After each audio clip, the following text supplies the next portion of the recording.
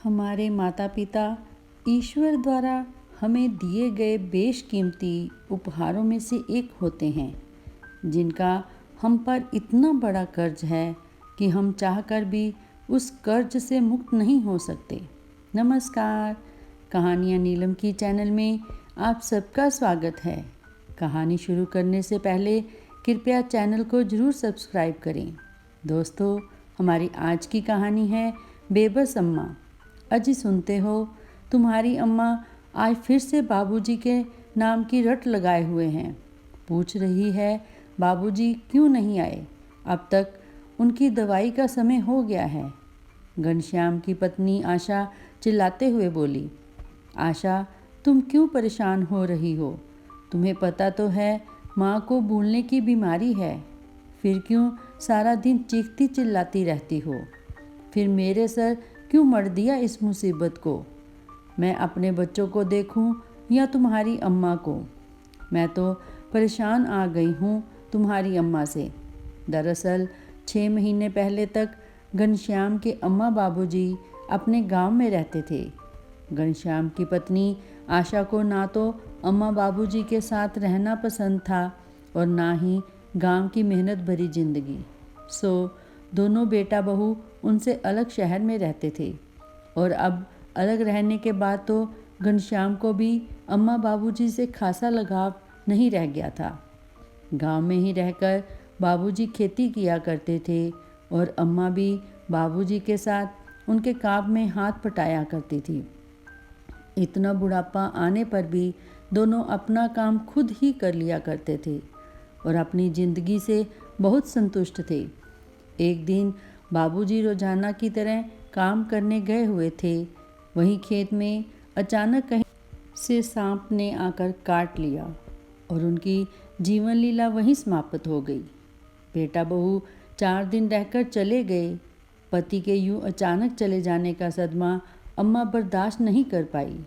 अब अम्मा बिल्कुल अकेली रह गई और अकेलेपन से धीरे धीरे उनकी दिमागी हालत बिगड़ने लगी। पड़ोस के ही कुछ लोगों ने अम्मा के बेटे घनश्याम को फ़ोन करके अम्मा के अकेलेपन के कारण बिगड़ती तबीयत के बारे में जानकारी दी।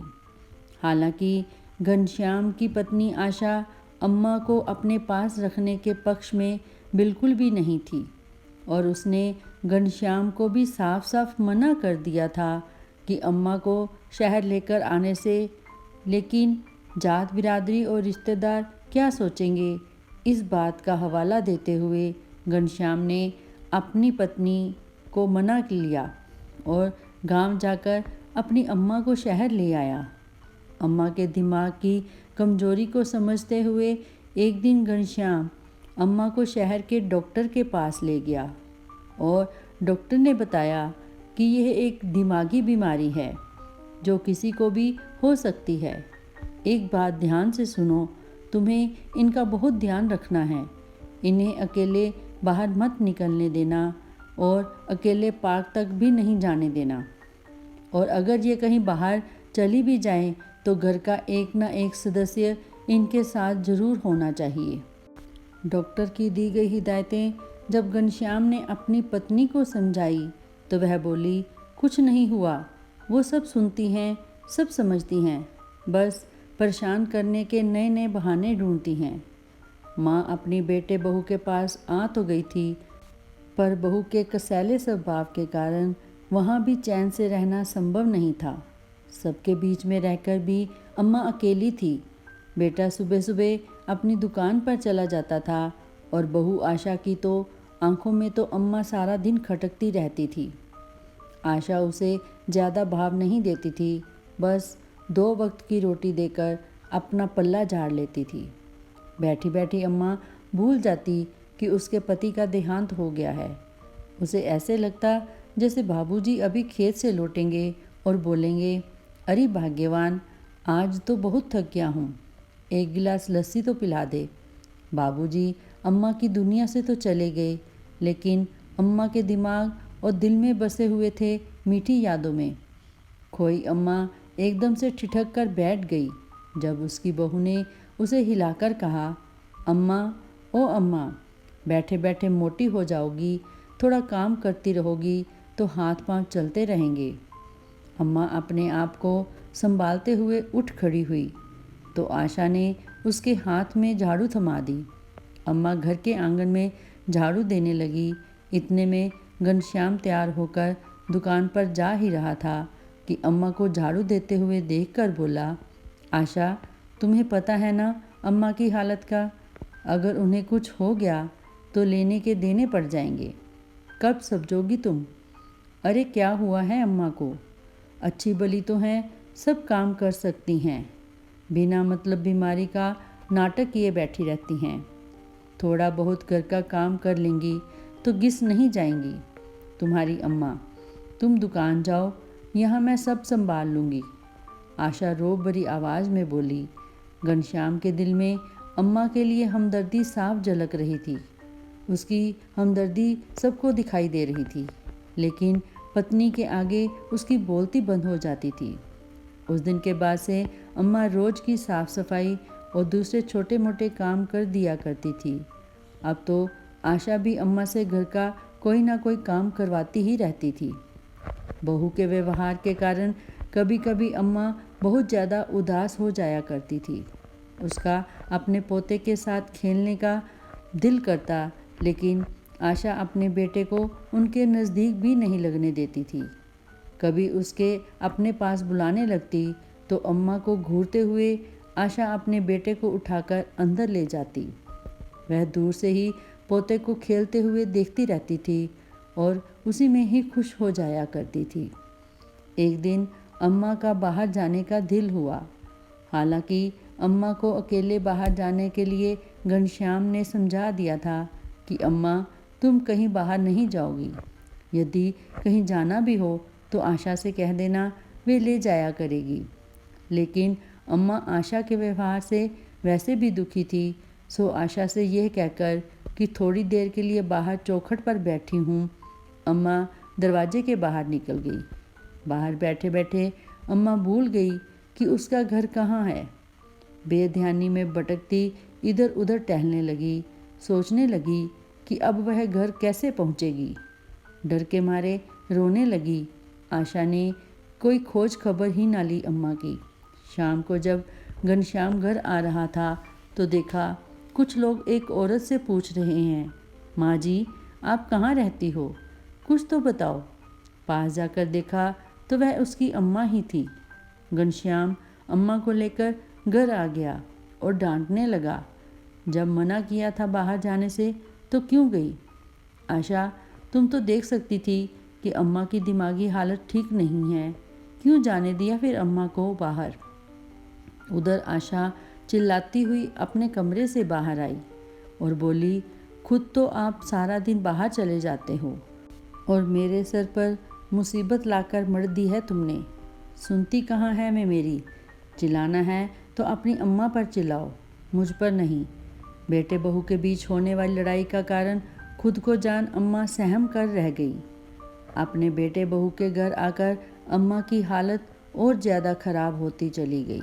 अब तो अम्मा की भूलने की आदत के कारण आशा उन्हें कभी कभी खाना भी नहीं देती, क्योंकि अम्मा को याद ही नहीं रहता था कि उसने खाना खाया या नहीं, और आशा इस बात का फ़ायदा उठाती थी।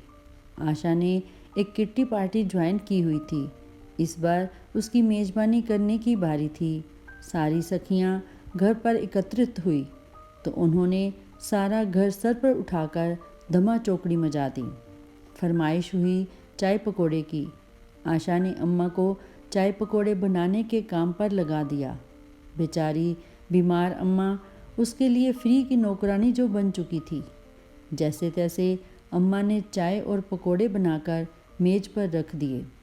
जैसे ही सब ने खाना पीना शुरू किया, छी, थू थू थू, यह क्या खाना बनाया है आशा तेरी सास ने? इसके लिए हमें घर पर बुलाया था तुमने? दरअसल अम्मा की दिमागी हालत ख़राब होने के कारण अम्मा ने चाय में चीनी की जगह नमक डाल दिया और पकोड़ों में नमक डालना ही भूल गई थी।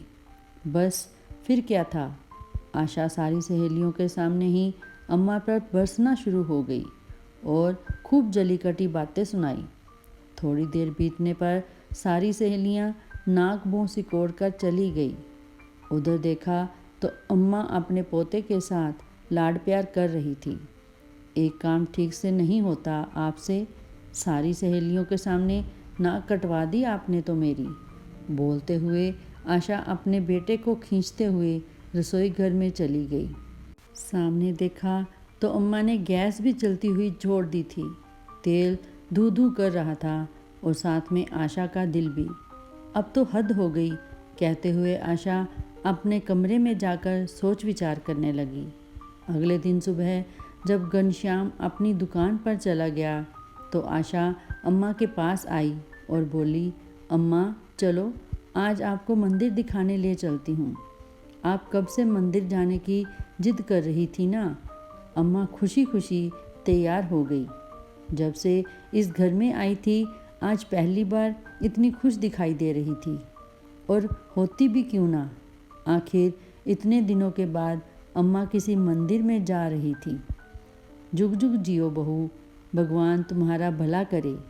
बहू के साथ घर से निकलते हुए अम्मा उसे आशीर्वाद देते जा रही थी। शहर के दूसरे किनारे के एक मंदिर में पहुंचकर आशा वहीं अम्मा को एक कोने में बिठा दिया। अम्मा यहीं चौखट पर बैठ जाओ, मैं प्रसाद लेकर आती हूँ। तब तक यहीं रुकना और कहीं जाना मत। यह बोलकर आशा प्रसाद लेने चली गई। लेकिन सुबह से दोपहर हो गई, आशा लौट कर न आई। बेचारी अम्मा भूखी प्यासी वहीं बैठी रही। किसी ने प्रसाद दे दिया तो खा लिया। दोपहर को पुजारी ने देखा कि एक बूढ़ी औरत मंदिर की सीढ़ियों पर कब से बैठी है, तो उनसे पूछा, आप कौन हैं, कहाँ से आई हैं? और बेचारी अम्मा अपना नाम भी बताने में सक्षम नहीं थी। पुजारी ने थोड़ी देर इंतज़ार किया लेकिन कोई न आया, तो पुजारी ने लोकल न्यूज़ चैनल को फ़ोन लगाकर सूचना दे दी। थोड़ी ही देर हुई और न्यूज़ चैनल के रिपोर्टर मंदिर में पहुंच गए और साथ में स्वयंसेवी संगठन के कार्यकर्ता भी, जिन्हें न्यूज़ रिपोर्टर ने खबर कर दी थी। रिपोर्टर अम्मा से सवाल पूछते रहे लेकिन वह बेटे के नाम के अलावा कुछ और बोल ही नहीं पाई। उन्होंने अम्मा की वीडियो बनाकर चैनल पर शेयर कर दी और अम्मा से पूछताछ में जो थोड़ी बहुत जानकारी मिली वह भी उन्होंने न्यूज़ चैनल पर डाल दी। शाम को घनश्याम जब दुकान से वापस घर आया तो हैरान होते हुए बोला, अम्मा क्यों नहीं दिखाई दे रही, कहाँ गई हैं वो? अकेले तो कहीं जाने से रही, मुझे क्या पता कहाँ गई हैं तुम्हारी अम्मा। बिना बताए कहीं भी चली जाती हैं। मैं तो तंग आ गई हूँ उनकी इस भूलने की बीमारी से। अच्छा हुआ जो चली गई। आशा नज़रें चुराते हुए बोली, ये तुम क्या कह रही हो? तुम्हें जरा भी तरस नहीं आता मेरी बीमार बूढ़ी अम्मा पर? पता नहीं कहाँ होंगी, किस हाल में होंगी। हे भगवान, अब मैं क्या करूँ? घनश्याम अम्मा की चिंता में डूबा जा रहा था। फिर अपने आप को संभालते हुए अम्मा को ढूंढने निकल पड़ा। अम्मा जी को भूखा प्यासा जान संगठन के सदस्य उनके लिए खाना और चाय लेकर आए। बेचारी भूख से तड़पती अम्मा खाने पर टूट पड़ी। उधर न्यूज़ चैनल पर अम्मा का वीडियो देखकर किसी ने आकर अम्मा के घर का पता दे दिया। अम्मा को लेकर न्यूज़ रिपोर्टर और स्वयंसेवी संगठन के लोग दिए हुए पते पर पहुँचे। देखा तो घर में एक बच्चा ज़ोर ज़ोर से रो रहा था। उसकी माँ उसे तरह तरह की चीज़ें देकर बहलाने की कोशिश कर रही थी, लेकिन इसके बावजूद भी वह चुप नहीं हो रहा था। लेकिन जैसे ही दादी को देखा, अम्मा अम्मा चिल्लाता हुआ उसकी ओर दौड़ा। अम्मा ने बड़े प्यार से उसे अपनी गोदी में ले लिया और उसे दुलार करने लगी। बच्चा तुरंत चुप हो गया, लेकिन अम्मा को देखकर आशा हैरत में पड़ गई। आशा उसे नफ़रत से घूरती जा रही थी। आशा को यकीन था कि अपनी भूलने की बीमारी के चलते अम्मा की घर में वापसी नहीं हो पाएगी। अम्मा को देखते ही जैसे उसके सारे अरमानों पर पानी फिर गया। घर पर आए रिपोर्टर और संगठन के सदस्यों ने आशा से घनश्याम का मोबाइल नंबर लिया और उसे फ़ोन करते हुए तुरंत घर पहुंचने के लिए कहा। थोड़ी ही देर में घनश्याम हैरान परेशान सा होता हुआ घर पर पहुंच गया। आकर अम्मा को सही सलामत देखा तो जान में जान आ गई। घर में रिपोर्टर आए हुए थे और आशा से पूछताछ कर रहे थे। उन्होंने सारा मसला घनश्याम को बताया। थोड़ी ही देर में पुलिस भी वहां पहुंच गई। पूछताछ में आशा ने स्वीकार कर लिया कि गांव वाला मकान अपने नाम करवाने के बाद वो ही अम्मा से छुटकारा पाने के लिए उसे मंदिर में छोड़कर आई थी। घनश्याम को तो जैसे अपने कानों पर विश्वास ही नहीं हुआ। उसे ऐसा लगा जैसे उसके सिर पर आसमान टूट पड़ा हो। उसने यह सब सुनते ही आशा को एक जोरदार थप्पड़ मारा। तुम्हारी इतनी हिम्मत? आशा चिल्लाई। हिम्मत तो तुमने अभी देखी ही कहाँ है। दूसरा थप्पड़ मारते हुए घनश्याम बोला। तुम्हारे कारण मैं इतने साल अपने अम्मा बाबूजी से अलग रहा। अब जब अम्मा बीमार है तुम्हें तब भी उन पर तरस नहीं आया। उनका ध्यान रखने की बजाय तुमने उनकी हालत और ज़्यादा ख़राब कर दी। कोई लड़ाई झगड़ा ना हो यह सोचकर मैं हमेशा चुप रहा, लेकिन आज तो हद हो गई। तूने एक बार भी यह नहीं सोचा कि मेरी बेचारी अम्मा की क्या हालत होगी। मुझे माफ़ कर दो अम्मा, मैं तुम्हारा गुनहगार हूँ। यदि मैंने शुरू से ही आशा की मनमानी पर लगाम कसी होती और अपनी बात कठोर तरीके से कह दी होती कि मैं अपने माँ बाप के साथ ही रहूँगा, तो आज तुम्हें यह दिन न देखना पड़ता। कहते हुए घनश्याम की आंखों से अश्रुधारा बहने लगी।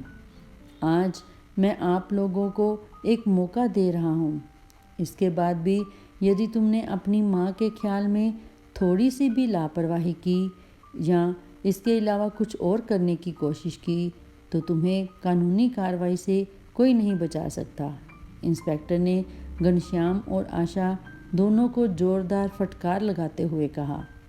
घनश्याम इंस्पेक्टर के सामने हाथ जोड़कर खड़ा हो गया और बोला, मैं बहुत शर्मिंदा हूँ इंस्पेक्टर साहब। आगे से मैं आपको कोई शिकायत का मौका नहीं दूंगा। ठीक है, लेकिन आप अपनी माँ जी का ख्याल ठीक ढंग से रख रहे हैं या नहीं, यह सुनिश्चित करने की जिम्मेदारी मैं स्वयंसेवी संगठन को ही दे रहा हूँ, जो हर 2-3 दिन के बाद आपकी माँ जी का हालचाल जानने आया करेंगे। यह कहकर इंस्पेक्टर साहब चले गए। संगठन के सदस्य जब जाने लगे तो जाते जाते थोड़ा रुककर आशा से बोले, माँ जी, भूलने की बीमारी चाहे लाख बुरी हो, लेकिन देखा जाए तो उसमें एक बहुत बड़ी अच्छाई भी है।